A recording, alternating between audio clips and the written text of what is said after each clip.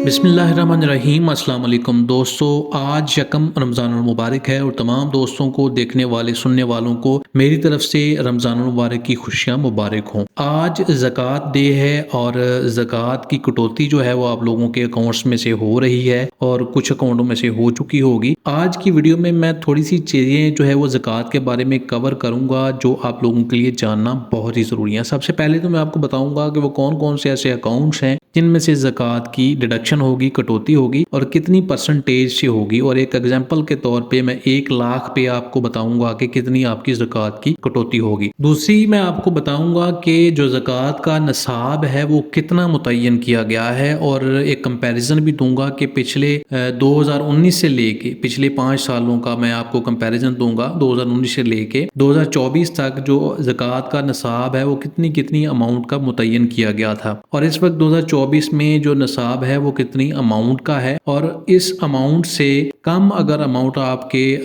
रकम आपके अकाउंट में मौजूद होगी तो उस पर ज़कात एप्लीकेबल नहीं होगी। ये भी मैं आज की इस वीडियो में आपको बताऊंगा। उसके बाद मैं आपको ये भी बताऊंगा कि वो कौन लोग हैं, वो कौन से इदारे हैं, वो कौन से मजहब हैं जिन पर ज़कात एप्लीकेबल नहीं होगी, यानी उनके ज़कात की डिडक्शन नहीं होगी। वो कौन कौन से ऐसे अकाउंट्स होंगे जिन पर ज़कात की डिडक्शन नहीं होगी। और इसके साथ साथ मैं आपको ये भी बताऊंगा कि अगर इन एग्जेम्प्टेड अकाउंट में से ज़कात की कटौती हो जाती है तो फिर उसके लिए क्या प्रोसेस होगा, किस तरह से आप उसको रिकवर कर पाएंगे। तो चलिए आज के टॉपिक को स्टार्ट कर लेते हैं, लेकिन उससे पहले मैं आप लोगों से गुजारिश करूंगा कि अगर आपने अभी तक हमारे चैनल को सब्सक्राइब नहीं किया हुआ तो जल्दी से चैनल को सब्सक्राइब कर लें, क्योंकि इस पे बैंकिंग के रिलेटेड बहुत ही अच्छी इन्फॉर्मेशन आप लोगों के लिए लेके आता रहता हूँ। सबसे पहले बात करते हैं कि वो कौन कौन से ऐसे अकाउंट्स हैं जिनमें से ज़कात की कटौती होगी या डिडक्शन होगी। तो मैं आप लोगों को बता दूं कि वो अकाउंट्स जो सेविंग अकाउंट है, प्रॉफिट जिन पे आप लोग लेते हैं उस पे ज़कात एप्लीकेबल होती है, यानी PLS अकाउंट, उस पे ज़कात एप्लीकेबल होती है और 2.5% यानी 2.5% के हिसाब से उस पे आपको ज़कात एप्लीकेबल होगी। मिसाल के तौर पे अगर हम 1 लाख रुपए पे देखें तो 1 लाख रुपए पे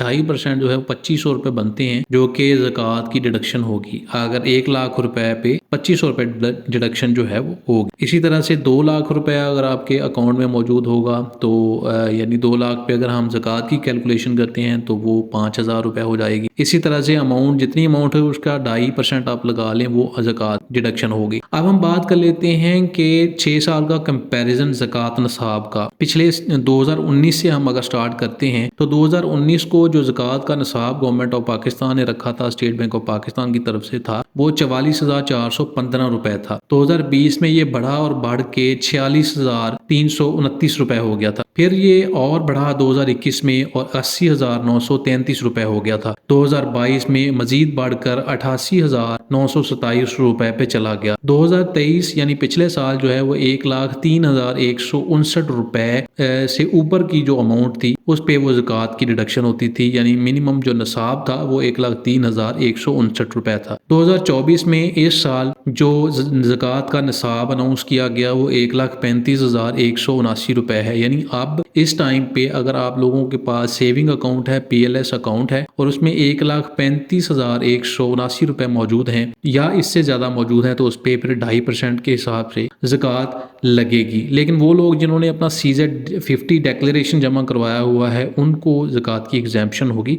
मजीद मैं थोड़ा सा एग्जाम्पशन पे बात और भी करूंगा, क्योंकि इसके अलावा भी बहुत सारे ऐसे अकाउंट हैं जिन पर ज़कात जो है वो ऑटोमेटिकली एग्जेम्प्ट होती है। उनको जो है वो ज़कात का CZ50 डिक्लेरेशन जमा करवाने की ज़रूरत नहीं होती। अब हम देख लेते हैं कि वो कौन से इदारे हैं या वो कौन से लोग ऐसे हैं जिनके अकाउंट से ज़कात की एग्जाम्पशन है और उन पे ज़कात डिडक्शन या ज़कात एप्लीकेबल नहीं होगी। उसमें सबसे पहले नंबर पे वो लोग जो साहिब निसाब ही नहीं है। साहिब निसाब का इस तरह से है कि इस वक्त गवर्नमेंट ऑफ पाकिस्तान ने जो निसाब मुकर्रर किया है वो 1,35,179 रुपए है। अगर किसी के अकाउंट में इससे कम रकम है तो वो साहिब निसाब ही नहीं है, उस पर अप्लाई नहीं होगी, उसकी डिडक्शन ज़कात की नहीं होगी। उसके बाद करंट अकाउंट है, करंट अकाउंट पे ज़कात एप्लीकेबल नहीं होगी। उसके बाद हमारे पास नॉन मुस्लिम्स हैं, उन पे नहीं होगी, वो एक एप्लीकेशन देंगे या बगैर एप्लीकेशन के भी उनकी ज़कात जो है वो एग्जेम्प्ट होती है। जब वो अकाउंट ओपन करवाते हैं तो उसी वक्त उनकी ज़कात को एग्जेम्प्ट मार्क कर दिया जाता है। उसके बाद नॉन रेजिडेंट, वो लोग जो